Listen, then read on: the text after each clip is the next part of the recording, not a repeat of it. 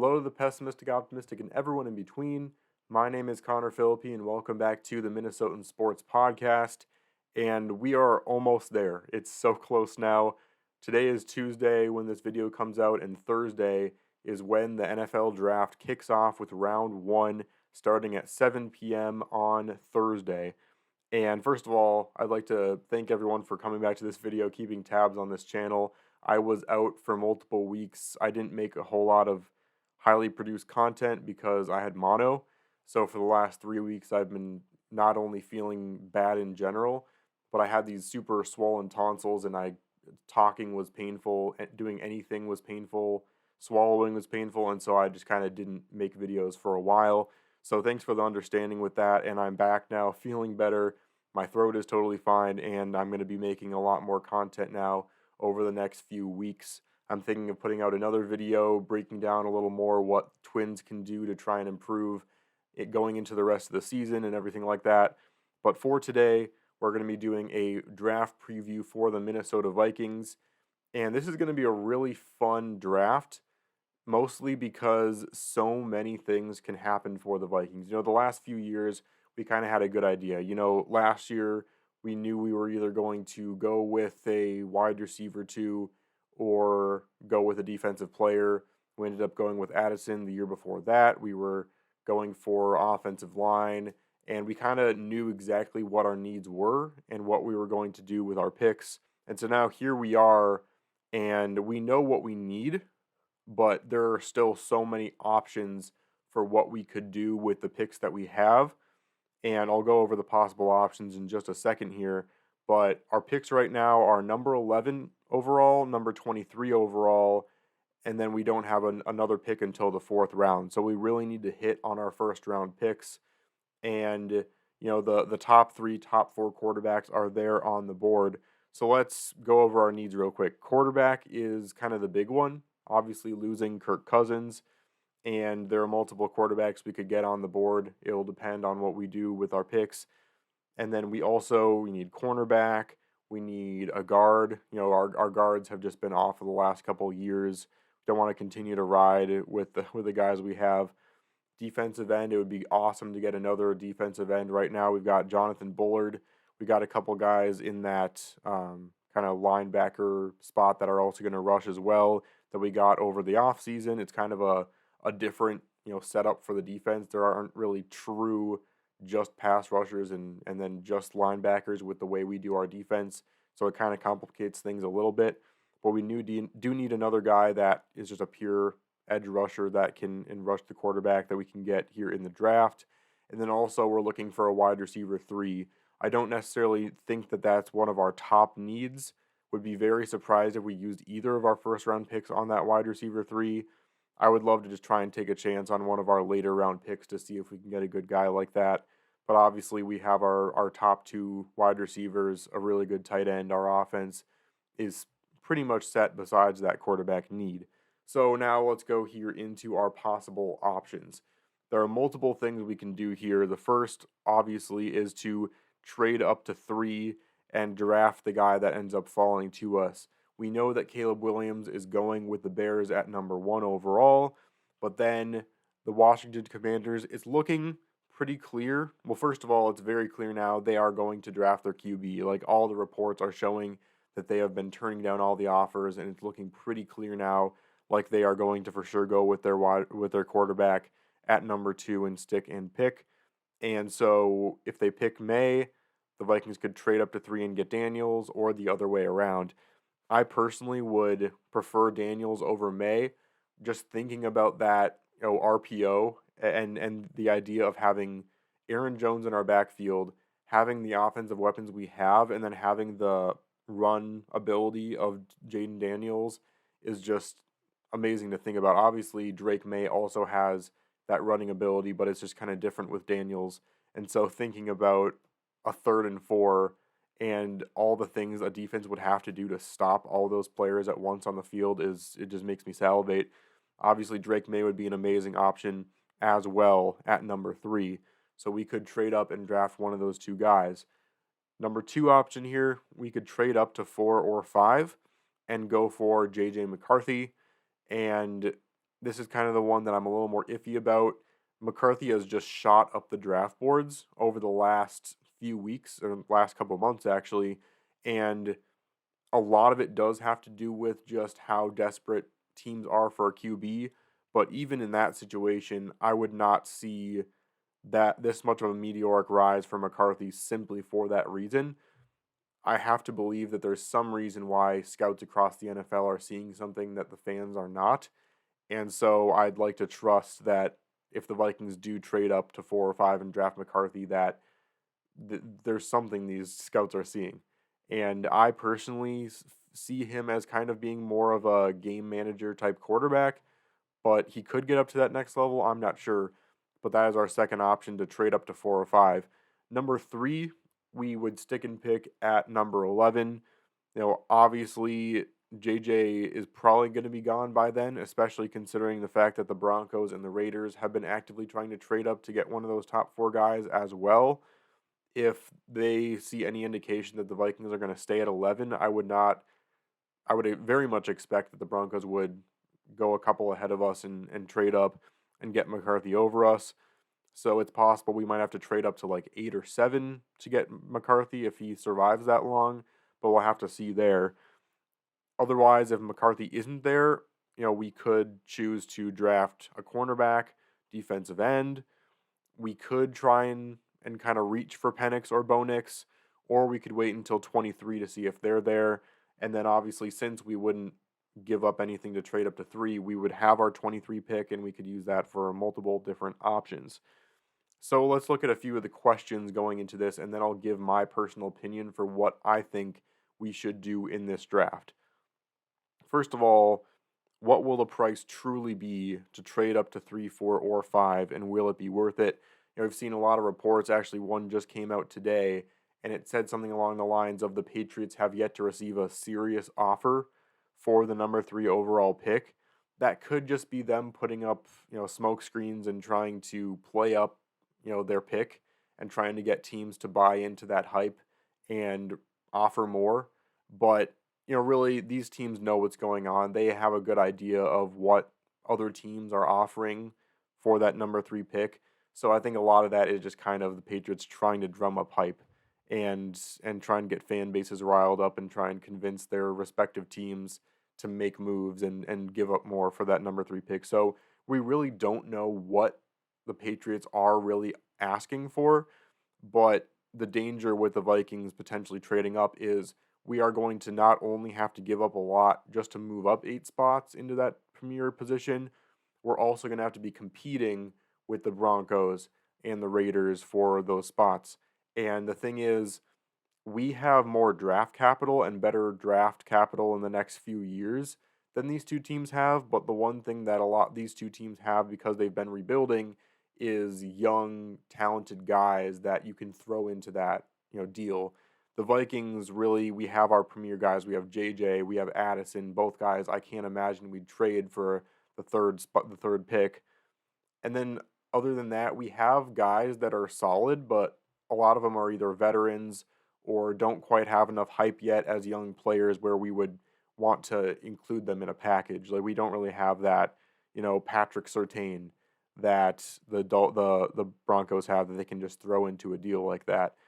So the question is, if the Patriots are asking for the flip in picks, number 23, and then they also end up asking for 2 more first round picks, like that's a lot to ask for, even for a guy with as high a caliber as Drake May. So the question is, how much are the Vikings willing to give up? And then 4 and 5, I mean, the Cardinals have said before they're asking for a lot, and I'm sure the Chargers are asking for a lot as well. I think the Chargers would be asking for slightly less because they know that they're in a little bit less of a position where they can demand that much at number 5, but it's going to be a lot we're going to have to give up, whether it's McCarthy or Drake May / Jaden Daniels, and the question is whether it's worth it.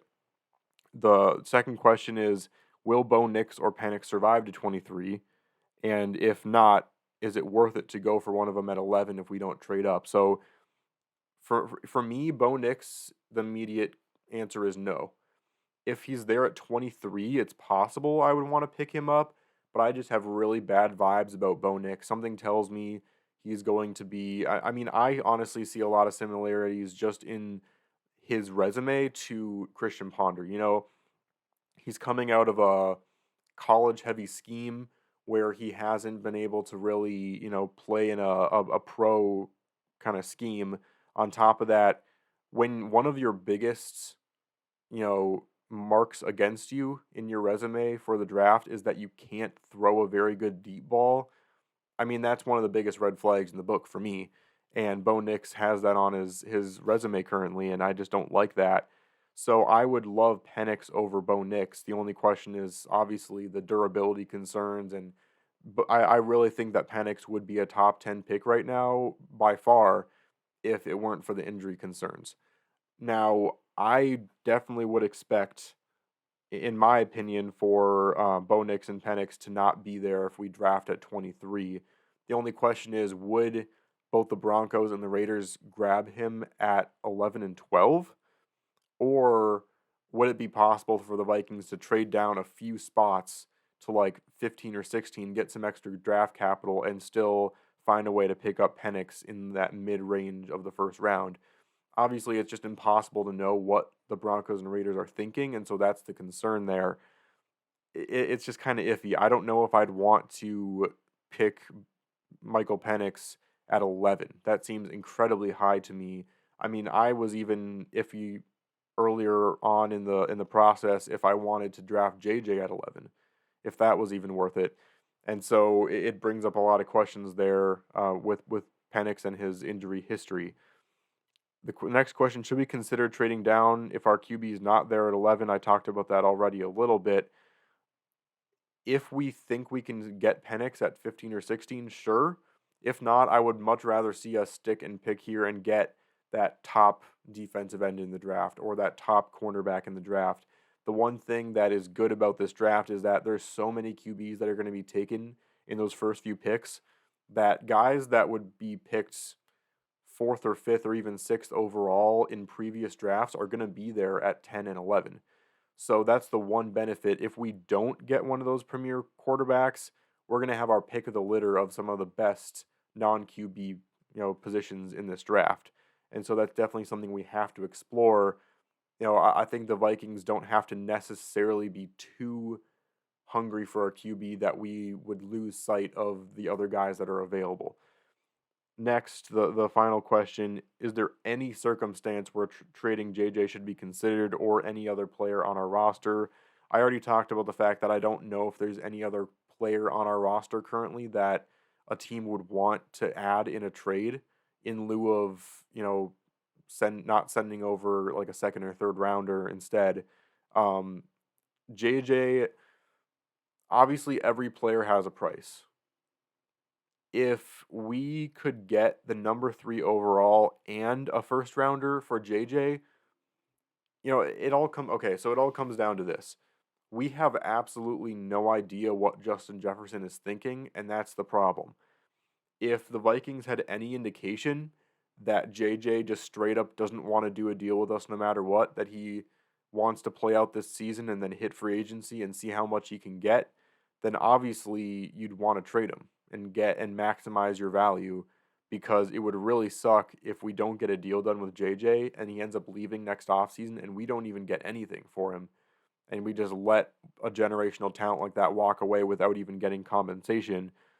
But the issue is, obviously JJ is putting up the whole facade of wanting to be a part of this team in the future regardless of what he wants to do. I hope that he wants to stay with us in the future, but if he doesn't, he's still going to act like he wants to, and that's why it's so difficult. If a team offers us, like I said, number 3, if the Patriots want to give us number 3 overall and a first round pick and maybe even more for just JJ, I mean, it's going to be really tough to turn that down, because even with JJ being gone, imagining, Drake May or Jaden Daniels throwing to Jordan Addison and, TJ Hawkinson, it's a toss up. It's a tough decision because every player has a price. if I had to say something right now, I'd say I don't think there's a circumstance where we'd want to trade JJ, even if it's for a lot of draft capital. He's too good of a talent to give up unless we are very confident that he is planning on leaving. And that's something that the fans just don't know right now. And the front office might not know it either, but if they do, they know it a heck of a lot more than the fans do. And so it's just hard to give any kind of insight into that. So for now, I say no because there's no indication that JJ 100% wants to leave. And if there's any chance he does want to stay, we have to do everything we can to get an extension for him because he truly is one of the most game-changing players in this game. Let's get to my personal opinion now. And before I say this, I want to preface it by making it clear this is kind of a draft where I am going to be sitting back and just kind of watching what happens and really respecting whatever decision is made by the Vikings. Obviously, there's dumb decisions that can be made. We could trade up to 3 and still pick JJ, and I would be mad at that. We could stick at 11. I mean, there's a lot of bad decisions that are clear, but in terms of all of the within reason things that I just mentioned that could happen, I'm honestly just willing to watch and see because if the Vikings give up a bunch to draft Drake May, I'm going to totally respect that. Even if it ends up not working out, I'm not going to call that a stupid decision because I understand the Vikings feel like they need to make some sort of splash and that with all the quarterback issues we've had over the years, it would be worth it to try and go for that elite talent. If we decide that it's too much to give up for 3, I would get that too. That's a lot of draft capital.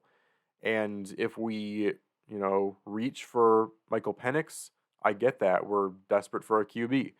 Like, there's so many things we could do where I feel like I'm going to respect all of them this year because it's just such a tough decision. It's really a toss-up. And so that's what's going to make this draft so much fun is that any decision the Vikings make, I feel like there's going to be a reason to be excited about it, and there's a reason to be slightly apprehensive about it given the past of this team. So it just kind of, it's going to be a really fun draft to watch, and that's kind of the long and short of it. My personal opinion is I think unless the price is absolutely ridiculous, I want to trade up to 3. We might give up more than what's happened in previous years. I mean, you look back in the future or in the past, the Panthers swapped 1 and 9. They traded all the way up from 9 to the first overall pick, which you'd think would be higher value, even though the Vikings are also trading 8 spots. To trade up to 1 feels like more value. And what they gave up was a first, 2 second rounders, and DJ Moore on top of them switching 1 and 9, which if the Vikings were able to do a deal like that, I think that would be a really good value. The only issue is that year the Panthers were kind of the one team that decided to do that and make that move. Whereas this year the Vikings are bidding with multiple different teams. I definitely don't think that we're going to be able to make a deal like that. I'm willing to do, 2 first round picks considering there are teams bidding with us, maybe even a second to throw in there.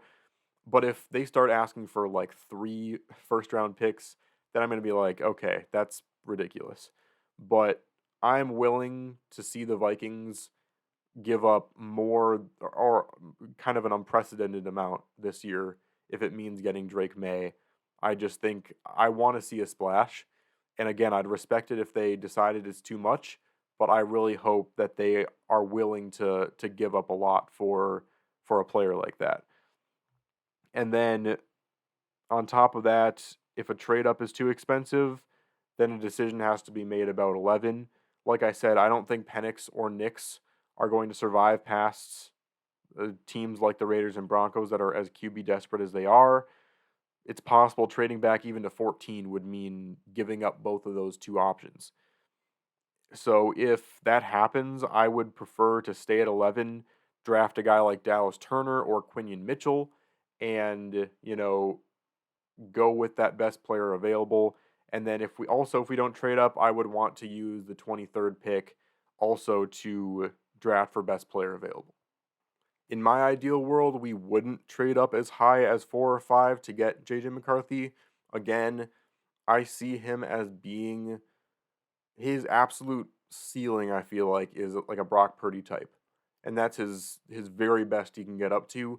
I don't see him being an elite quarterback at any stage in his career. I could be wrong about that, and obviously I don't do the draft research that all these scouts are doing, but I just don't feel like he has that same caliber of playmaking ability that the top three quarterbacks in this draft have. And so to draft him only one spot or two spots below those guys feels like a lot of a reach. I don't know. It's a tough situation, but I would prefer not to do that. But anyway, those are my personal opinions for what we should do with the draft. Let me know in the comments what you think, because again, there are so many options in this draft for what we could do, and I just can't wait to be along for the ride. One more point that I want to make before the end of this video. I saw an article from The Athletic recently about how Kwesi Adofo-Mensah is on the hot seat going into this draft. I don't think that's true at all. I would hope not, because I mean, you've got a GM that's inheriting a certain situation, and you have kind of a rough first draft, but then you really hit on Jordan Addison in the second. On top of that, you got, I mean, you pick some pretty good guys in the mid to late rounds of that first year as well that are currently starting for the Vikings. And then you go into your third year, and if you make a decision on a quarterback that ends up not panning out, like if you draft a guy like Drake May and he's an absolute bust and you give up a lot of future picks, I get that in a few years potentially it could result in Kwesi's job, but to say that he's already on the hot seat, I mean, that seems pretty ridiculous. I mean, you gotta give GMs a few years. I mean, this is the first year that it's really fully Kwesi's team, even because you've got a lot of the different players and a lot of different contracts that they had back when Spielman and Zimmer were ruling the team. So I mean, this is really the first year where it's Kwesi's team through and through, making the decisions on contracts that he has over the last couple of years, shaving off some of the veteran salaries, and so I would say at least give Kwesi a few more years. Obviously, this is a very, very important draft for him, and some of the decisions he could make in this draft could eventually result in him staying with the Vikings or not. But to say he's already firmly in the hot seat is pretty ridiculous to say, in my opinion. Anyway, that does it for my preview of the NFL draft. Also, I completely forgot to mention at the beginning of this video, I am going to be doing a live stream for the NFL draft on obviously the night of the draft, Thursday, April 25th. The draft starts at 7. I'm going to be streaming at 6:30. That's Central Time. So it's 7:30 Eastern Time. So make sure you tune into that. I'm going to be doing commentary on the draft, probably going through the whole first round. Maybe I'll stop kind of at the 20th pick or something like that. We'll have to see. Or maybe after the Vikings make whatever picks they have.